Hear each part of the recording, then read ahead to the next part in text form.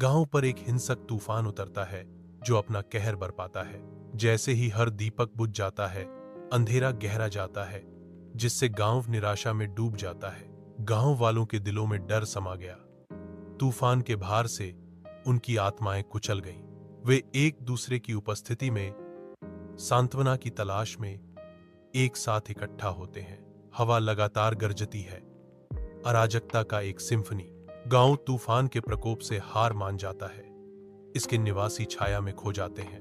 अपनी विनम्र निवास की धुंध में कबीर बैठे हैं। उनकी आकृति दीवार के खिलाफ स्पष्ट है, जो छाया और चिंतन से घिरी हुई है। कबीर की आंखों के सामने टिमटिमाती लौ नाचती है, जो उसके भीतर की उथल पुथल को दर्शाती है।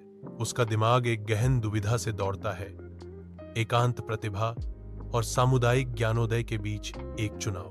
एक शांत क्षण में कबीर सोचते हैं, अगर मैं प्रकाश को अपने तक ही सीमित रखूंगा तो केवल मेरा घर ही चमकेगा।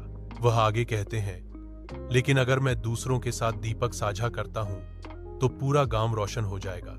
एक गहरा निर्णय संतुलन में है। एक समुदाय का भाग्य एक की पसंद पर टिका है।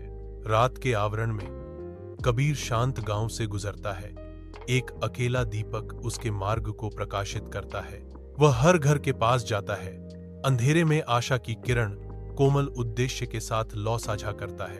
एक एक करके घर जागते हैं। उनकी खिड़कियां नई रोशनी से चमकती हैं।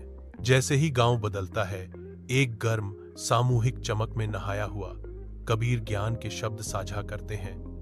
प्रकाश साझा करने से वह कम नहीं होता, बल्कि बढ़ता है। ग्रामीण विस्मय में खड़े हैं। उनके चेहरे साझा प्रकाश से प्रकाशित हैं, कबीर के निस्वार्थ कार्य की प्रशंसा करते हुए।